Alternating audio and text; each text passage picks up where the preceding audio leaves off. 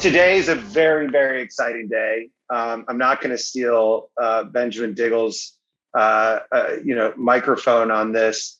For us, this is, it's just, man, I sit back and I'm so happy of this team, the people that have followed this journey, that have taken the time to do research. It just warms my heart to what potential we can do, not just with the technology, but also with the community.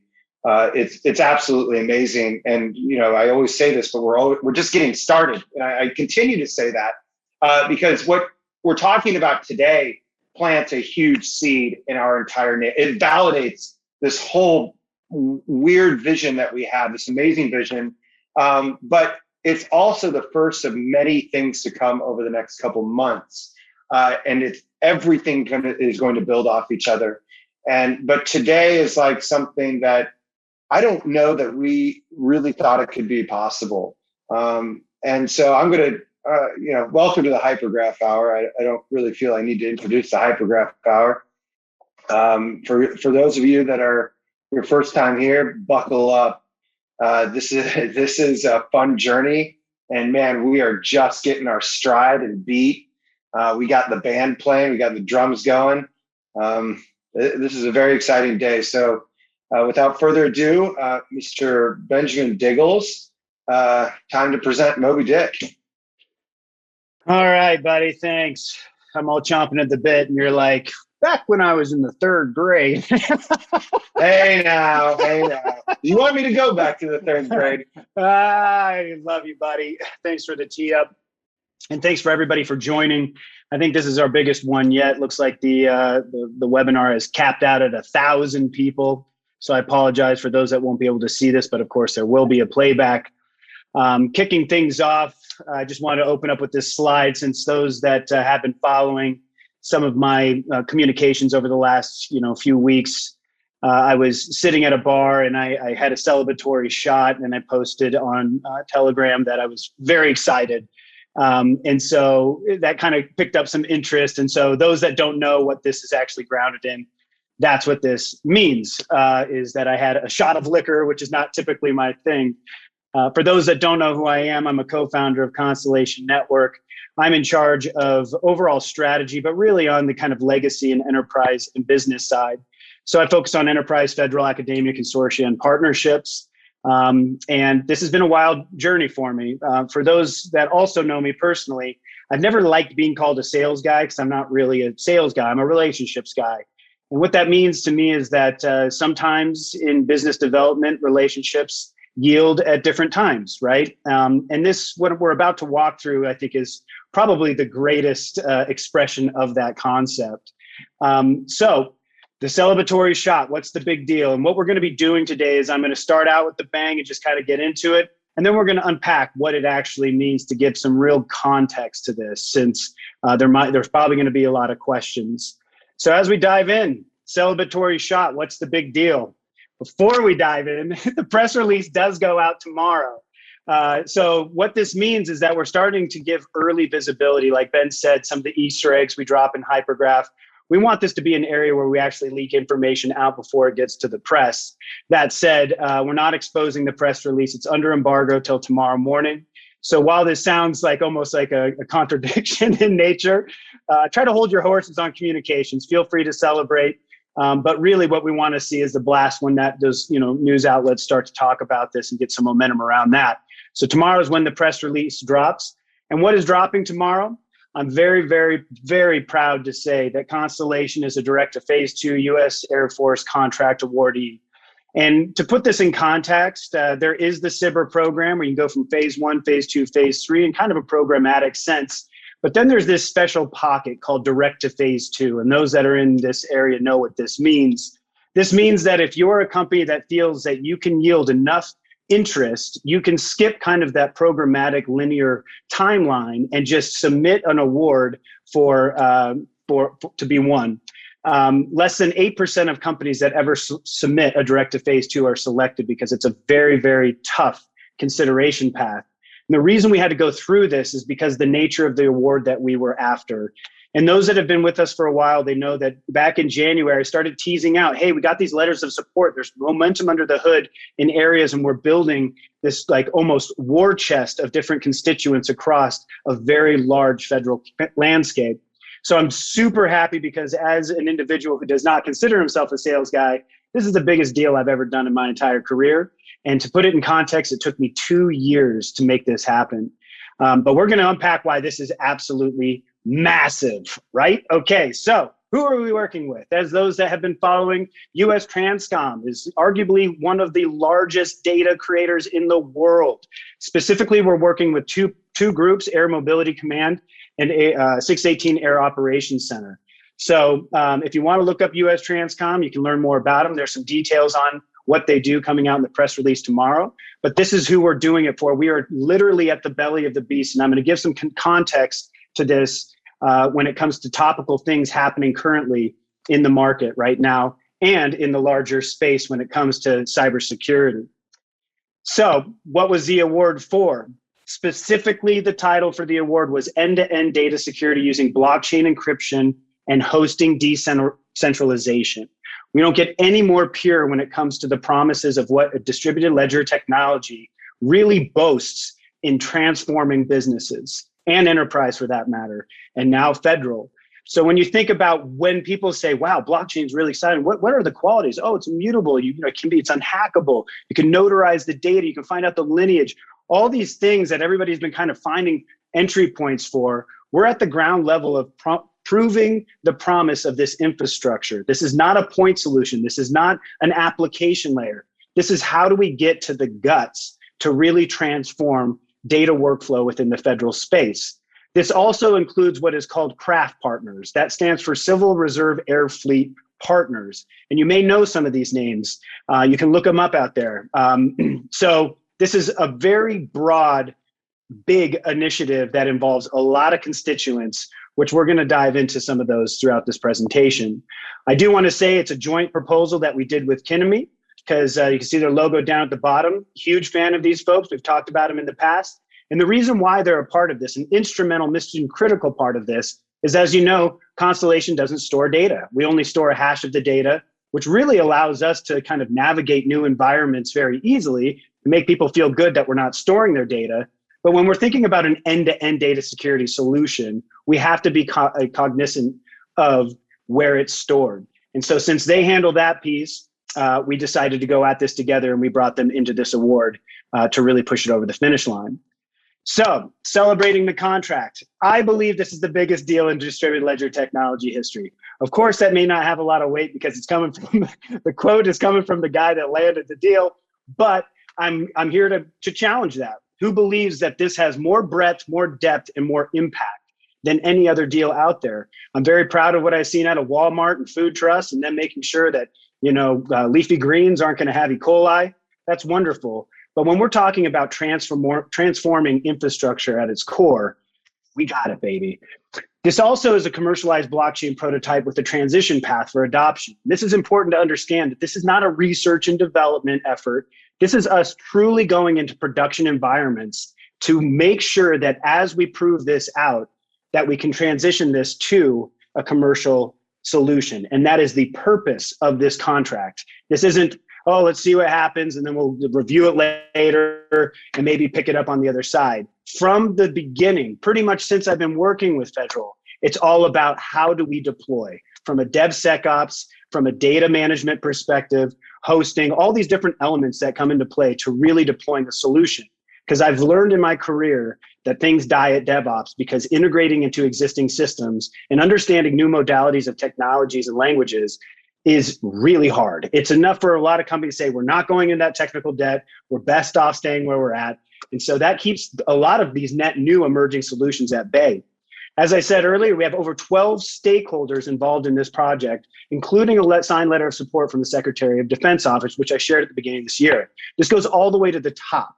And so it's been a very interesting gamut for me, if you will, for me to have to educate people that have never heard of a blockchain. Four-star generals may say, hey, I've heard about this thing. I thought we explored it. Is there even something there? And having to really kind of simplify it for them to kind of tell that narrative. And I'm proud to say after the last 4 years of doing it, I'm pretty darn good at it. It also provides a new standard for how data is securely communicated and stored.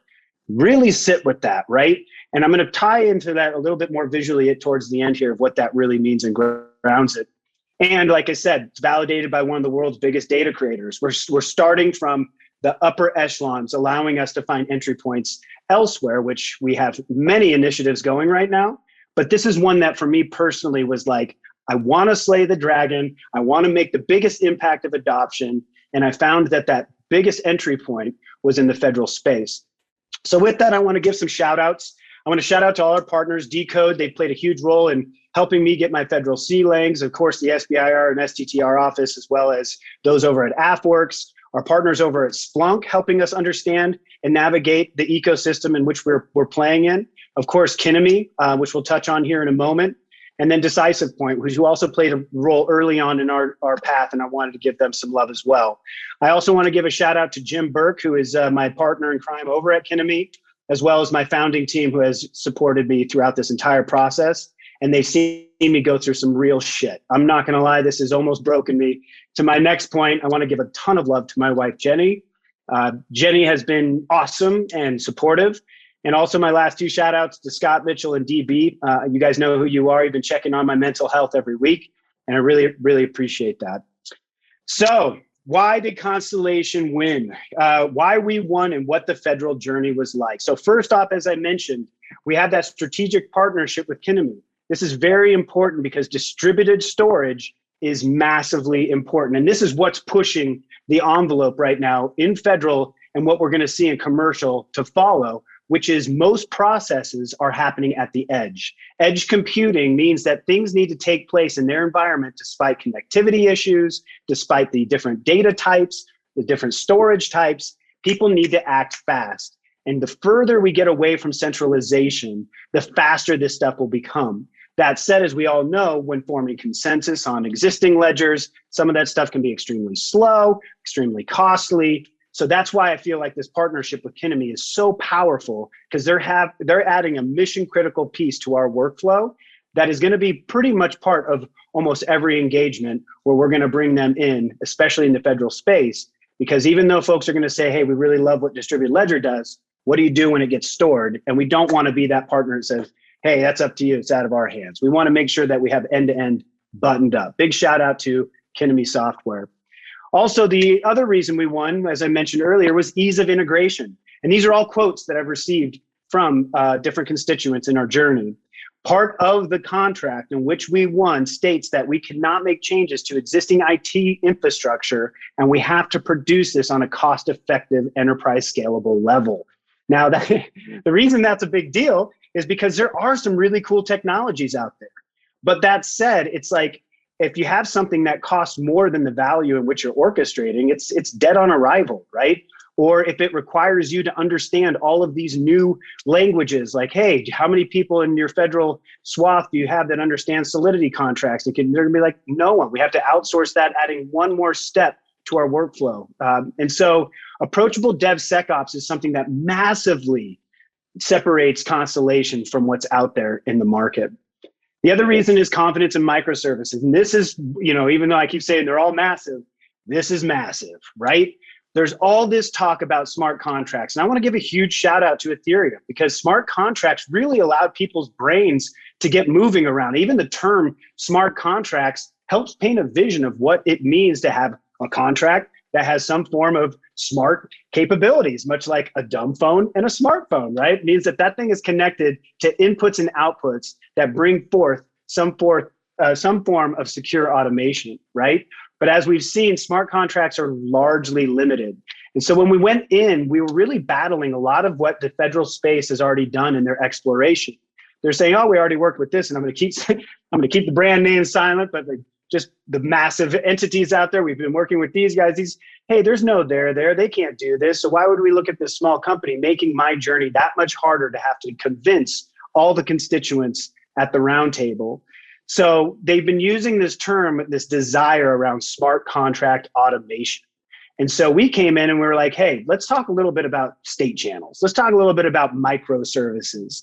And that's where things really, really kind of took off. Is like, all right, well, that goes back to that cost-effective piece, and it's scalable and it's easy. We don't have to have somebody that understands how to code smart contracts. They just have to define their data types on these state channels, and bam, we're off to the races. So the ability to secure and sort data at scale and make fast decisions across multiple domains. Microservices for the win. So we also won because we're collaborative. We're open to the ecosystem. This is something we hear from all of them. And this is one of my favorite things to challenge other projects in the market. We're here to partner with you. We're here to work with you. We're not coming at this with a competitive mindset saying, oh, don't use them, we're better, even though I just smeared on smart contracts a little bit. I still feel that smart contracts have a massive place in this larger ecosystem. The pie is really, really big. So that said, I'm not here to say down on smart contracts. They have a place. But what if we could orchestrate multiple side chains or multiple ecosystems or networks with Constellation being at the core?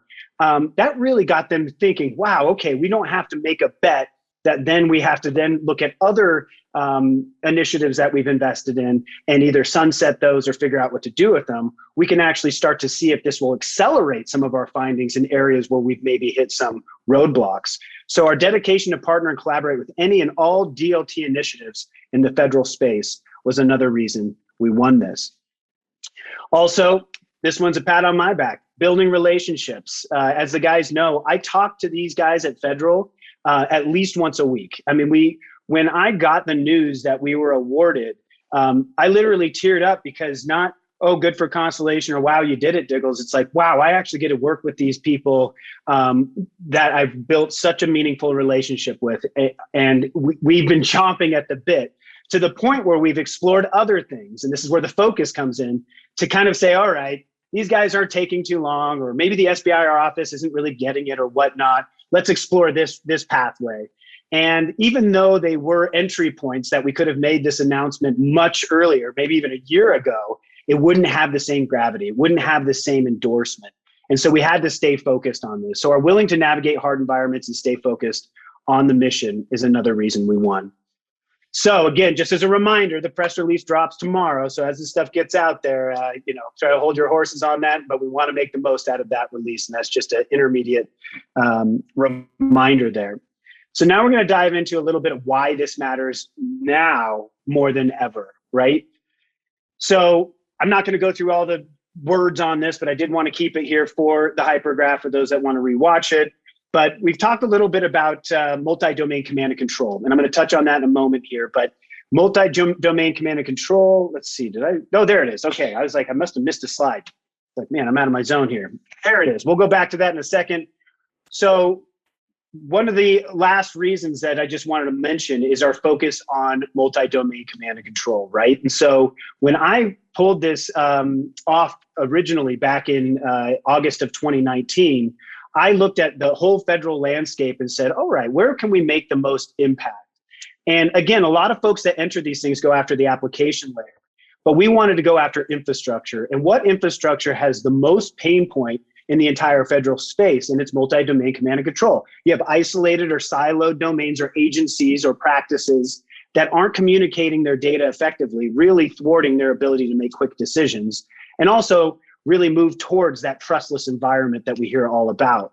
That has transformed into a thing called JADC2. So we've seen in the last year massive investments at the top echelon of the government Pentagon level around joint all-domain command and control. So this is becoming a much bigger vision. JADC2 is the concept of connecting the military sensors across all domains, including space, cyberspace, into a single network.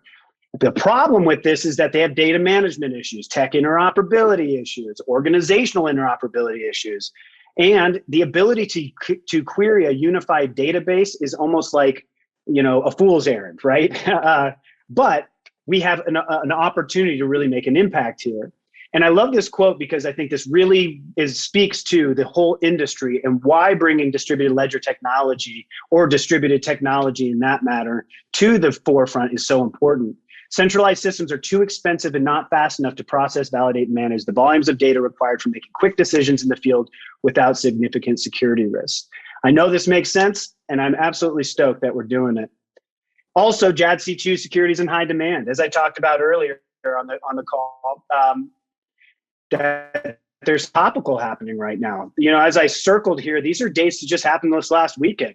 Department of Defense Cyber Command is hacked. As you can see over here, the Secretary of Defense with this whole Afghanistan effort. I've ordered USTRANSCOM and Civil Reserve Air Fleet activation. So we're talking about being at a part that is mission critical to not only our country, but really the overall world, to make sure we're not making mistakes or dealing with spoofing and hacking, man-in-the-middle attacks, those types of things, but also producing that level of fidelity of the data that shows that it is what it says it is, to give people that free of peace of mind from a trustless environment.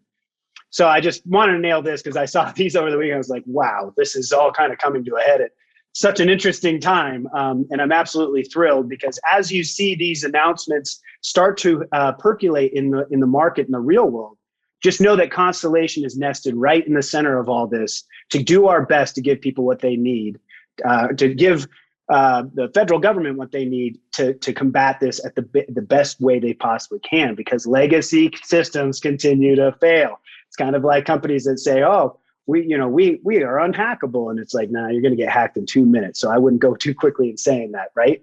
All right. So what does this mean for the DoD? And this first little section is the part I'm excited about, because we've been talking about it internally as a founding group for a while, which is, this is a new potential, a potential new standard for data security. Now, the way I look at it is kind of like the tale of two pipelines. You got two data pipelines. Now, one of them is going to have a check mark on it that's going to say Constellation is managing this data, or validating this data, or encrypting this data. And one of them is not going to have that check mark. And you're going to have to ask yourself, which one is the end consumer going to have to use, right? And so that's why I kind of push back when people are like, oh, are you working with SpaceX, or you're working with Microsoft? It's like, no, we're working so that they don't have a choice but to use our solution when they're ingesting and disseminating data. So that's the thing I really wanted to put that check mark, is like, hey, we got Constellation inside, and that's where we're aiming for. And I'm not trying to commoditize our solution by any means, but let's just say from a DevSecOps perspective that you deploy this, you get to the point where, okay, this data is what it says it is. That then is the platform that opens up the next layer, which is the microservices. How do we start to then automate certain things, because we have passed that area where we don't have to worry about the data being whack, right? It's kind of like we talked a little bit about those artificial intelligence engines. If we're able to pre-process the data and show that it's what it's supposed to do before it makes its way into the artificial intelligence algorithm from a validation criteria perspective, using that state channel approach, all of a sudden now artificial intelligence engines can start to consume data from different sources without scientists and folks having to get in the way to mask it, clean it, scrub it, and so forth. And this is what we're really, really focused on from a microservices perspective when we talk about smart contract automation, is data that's being passed in an orchestration when we're talking about very, very sensitive stuff moving to Civil Reserve Air Fleet partners. Those partners are in contested environments. They may be overseas in some country that they have to accept this data using the public internet. And if some of that data has top secret clearance level data in it, they can't send it over that network.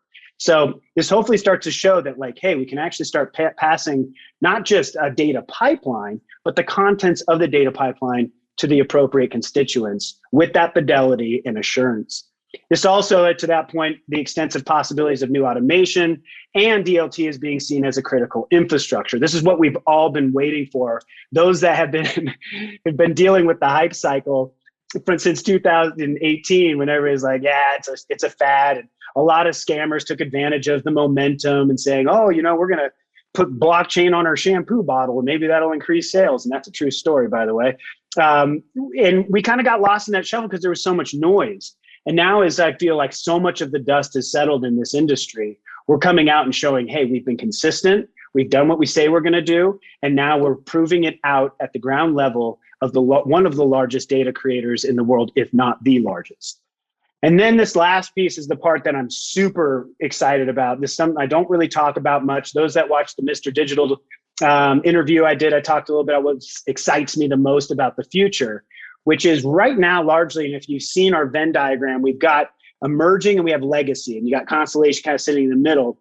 And the emerging side of DeFi, crypto, all of that is really beautiful. Node operators, awesome stuff. And I know that most folks on this call are really hyped up and probably came through that lens. But the side I focus on is the legacy. How do we bring the promises of this technology to existing workflows to really transform them digitally? And what I see is now this emerging that's taking place that I'm really, really going to start pushing for. And I keep saying this term edge procurement. And procurement may not be a term in the sense of just like basic procurement, but a larger way of settling a handshake in an automated fashion, kind of that smart contracting piece. You add on top of it cryptocurrency that then allows, say, in like a supply chain, if two people are trying to communicate a good or a service, they can actually settle that in that communication from an automated micropayment, right? Fractionalization and cryptocurrency is really what's going to transform the enterprise space. But for now, we have to get the basics in there as a foundational infrastructure level to open up the doors to that. So this is a win for us and the industry. State channels and microservices are now main stage. I know we've been working for this, and I understand that Constellation isn't the biggest project. We're not Ethereum. You don't walk down the street and be like, "Hey, have you heard of Bitcoin?" And people are like, "Yeah." You heard of Constellation? They're like, "No." But what we really want to amplify is that this level of technology isn't a me too. We weren't like, "Hey, we do smart contracts, but this is our flavor." No, we came at this with an entirely new approach that really brings things to the front stage.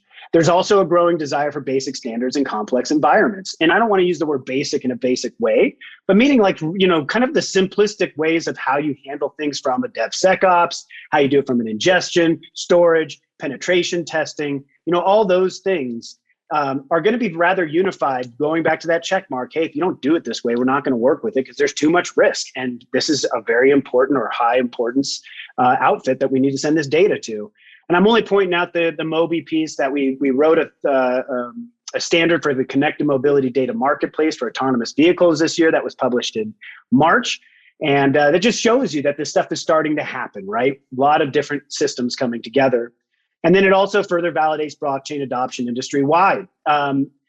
Calling all blockchains. As I keep saying, like, hey, if you're out there and you're a blockchain, try not to look at it as competitive. Like, hey, let's collaborate. Let's figure stuff out together. Because if you don't believe that the pie is big enough in us to actually work on stuff in unison, then you're not really a decentralist. That's the way I look at it. So decentralization forces collaboration. And then, of course, this is also a massively important slide to everybody here because I'm imagining a lot of people are DAG holders. So from the release excerpt, to access the network, the federal government can rely on Constellation to use its native currency DAG to secure bandwidth on the network. This multi-domain effort includes stakeholders from several DoD agencies and a representative Civil Reserve Air Fleet partner. So this is great. We've talked about staking nodes and how you're going to validate transactions on behalf of the larger public network and how private networks can dip into resources by horizontally expanding their nodes from a virtual machine perspective. And what does that crossover look like when we start to dip into the public network for large data validation and transaction validation needs? So the future state of this is that we're working on a state channel that's supported by Constellation. And what I mean by that is that this is a licensed state channel exercise with this customer, but this is opening up. And to that point, you're never going to know of the DoD state channel. So that's like one of those things we'll always keep rather quiet. There's not going to be like something where you can monitor this thing and whatnot. But to that point, in the same way that peer-to-peer DAG transactions are flowing through our network, this is another data type that is more complicated than just a basic cryptocurrency. Again, going back to the different aspects of the state channel that need to be validated. So this, like as L0 state channel, is a liquidity pool that will need the network to create transactions. For those that have been following on the liquidity pool, for businesses like this that need a lot of bandwidth, so as we start to bring on big enterprise, we need to attract node operators to supply bandwidth for these use cases. So, we've been calling node operators. I know everybody's like, we're ready to operate nodes. It's all coming with mainnet 2.0. But this is all kind of teeing up this ecosystem that we've built out and this methodology that I think is absolutely brilliant. Like any other business on a blockchain, the node operators will receive DAG for validating the state channel. So and it's not going to be a one-trick pony. I mean, what I mean by that is the DoD is going to have more than one state channel. So we could talk a little bit more about that as mainnet 2.0 starts to come out. but I wanted to explain a little bit what this means for DAG. So moving forward, I wanted to, this is kind of silly, and this isn't something like I vetted with the team. I just do this for my own sake because I think it's a good way to communicate it, is that Constellation is not a federal one-trick pony. And what I mean is that while I'm very proud of this deal, and this is, in my opinion, the biggest deal for distributed ledger technology, we're not, hey, Constellation is that company that works with the government. Sure, we are, but think of it as a shopping mall. And we're going to build, I'm probably going to build this slide out because I want to. If you look at a shopping mall, they have a thing called anchor tenants, which are the large groups that basically help the flow of the economy that's happening within that ecosystem of the shopping mall. And we just landed like the theater plaza. This is like a really big one that is going to attract people to the project to get involved. But that said, when they walk in the door, they're going to be like, oh, there's a Wetzel's Pretzels. And so I guess my point of that is that we have some absolutely awesome announcements coming up. I know this one's good, but there's even more that I'm excited to share, even though it's going to be Ben's thunder to share when it comes. We're going to start to fill this out and show some of those other anchor tenants, and then look at the initiatives that are happening within. So if you think of like a Wetzel's Pretzels or a small outfit here, that's like Alchemy, right? And if you've been following Alchemy, they've been absolutely killing it because we vetted them and they chose the right platform to do their token minting on and launch. So check out Alchemy Exchange. If you haven't heard of them, of course you probably have if you're on this call, but we'll start to build this out. I guess my point being is it's not that like, hey, all right, great, we're federal, and now, you know, everything else is secondary. No, these are all inline initiatives to a larger vision, and this is just part of our ecosystem. So even though it's probably because I was so excited, I blasted through all of this in about 30 minutes. I wanted to end on what's next here. So we do have deeper resources that are becoming more and more available. I do want to give a shout out to Andrew Muller here. You know, I was made aware of this article that he wrote on Medium around state channels are the evolution of smart contracts. And so, you know, ask in the community if you don't want to like remember that bit.ly link down there, but find this article and read it. And that will help kind of going back to like, all right, smart contract automation kind of evolving into microservices through state channels. What does that actually mean, and why is there benefit in there, and what's the separation or differentiation of the two? So I encourage you to read that as well. For those that want to understand a little bit about where Constellation ends and Kinemi begins and how we work together, we have a really great partnership overview that's available on our website as well. And that might give some people a focus on what distributed storage means from that perspective. Now, I know this isn't profound by any means, but sharing contract details is limited. I almost, well, not almost, to the point where I work on a lot of isolated aspects with this contract without even the team really knowing about it. So I do have to be very, you know, I understand that we're very hungry for information, and I'll give you guys updates on where things are at.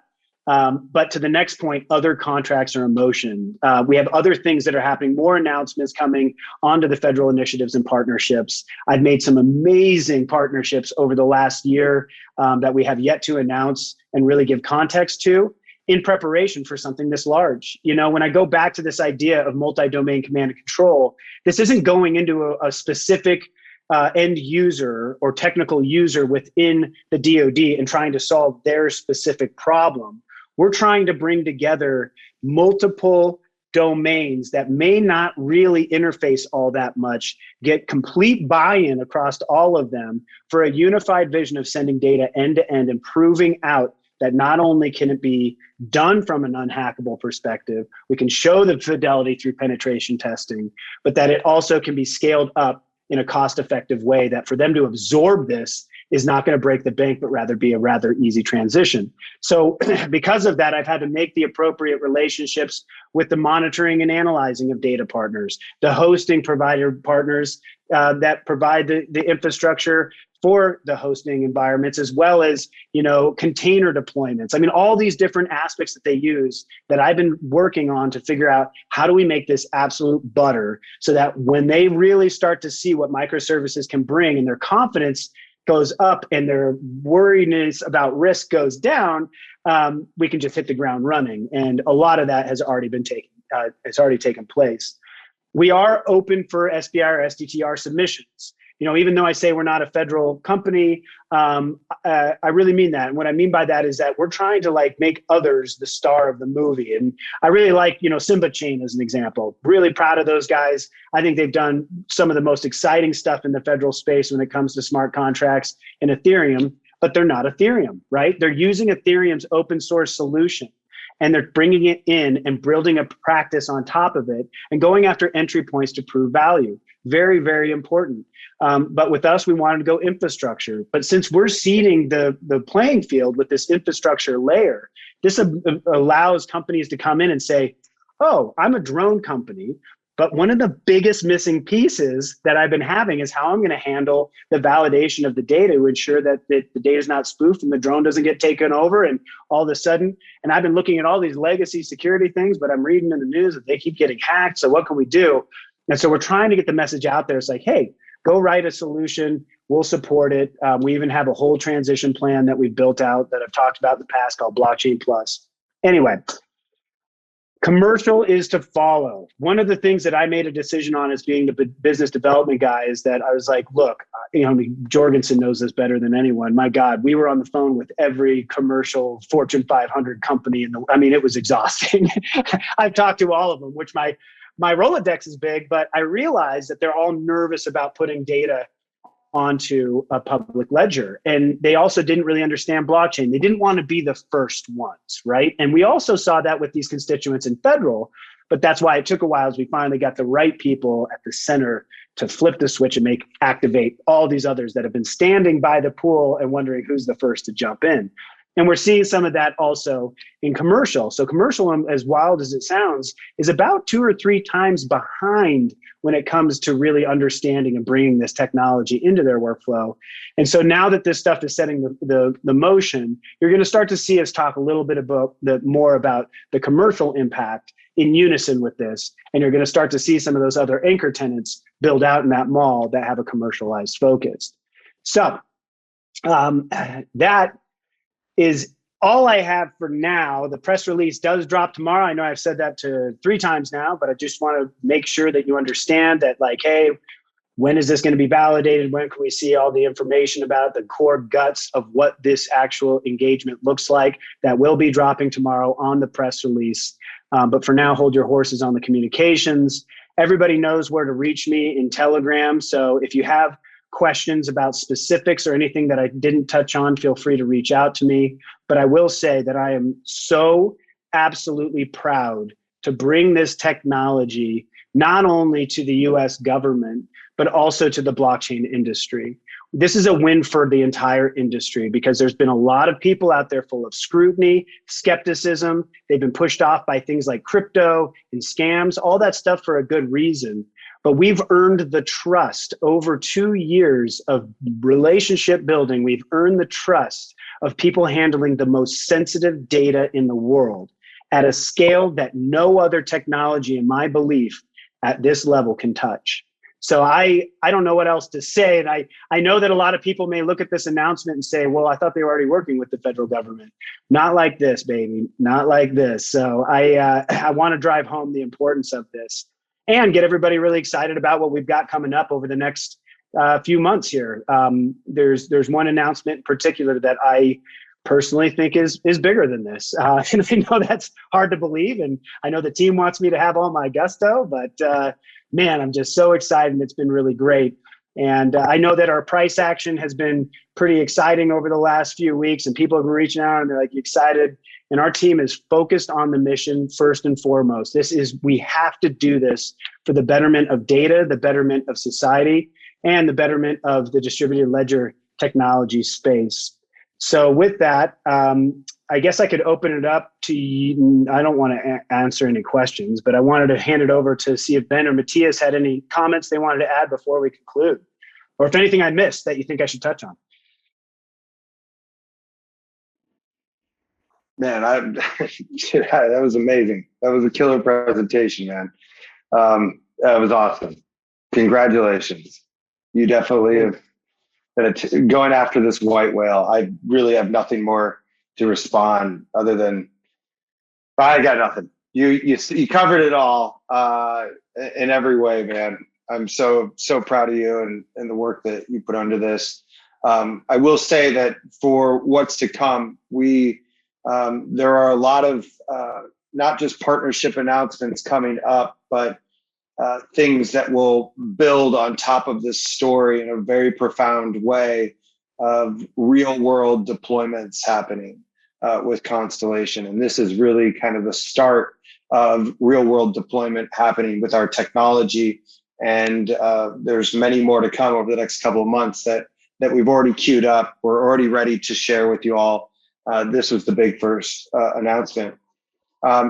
One other way I would say people can start to think about getting involved are creating new businesses on Constellation that relate to efforts with the federal government. So much data is going to be being validated on our network, going through our network. There's going to be so much work to be done that we're going to need subcontractors to look at different approaches to fill the gaps where we can't address some of those things. So start to look out for ways to build business practices around our wake.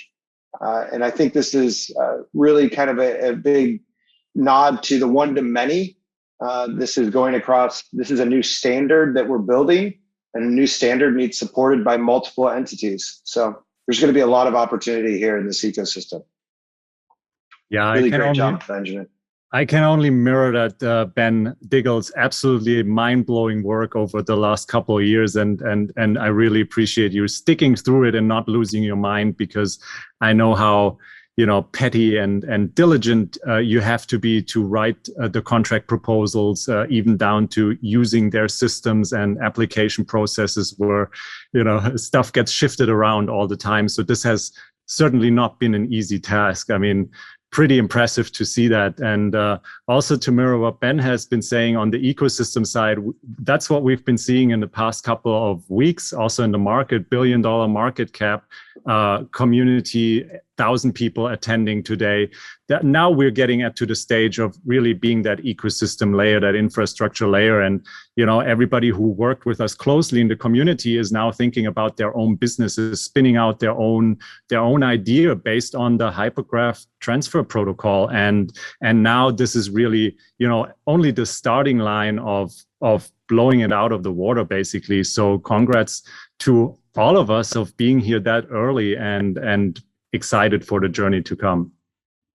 I appreciate it, guys. I know I did a shout out earlier, and I can leave it on this, that we talk a lot about how transformational our technology is, but the reason that I feel this is really working is this core team. And we call ourselves the Band of Brothers because I know that they have my back, and there's been many moments that I've lost faith big time. I mean, these guys have talked me off the ledge more times than I am proud to admit, because when you work this hard at building these relationships and you deal with rejection or you deal with people that don't understand, it starts to weigh on you. And there's been times where I just think, I just wish I didn't even know what blockchain was. But we stayed after it, and their support really is what allowed me to kind of get back up and keep going. So big shout out to you guys. And with that, I think we can conclude and keep moving on, because there's just more that's coming down the pipe. So if you have any questions, hit us up on Telegram. Otherwise, get pumped, everybody. Thanks for coming.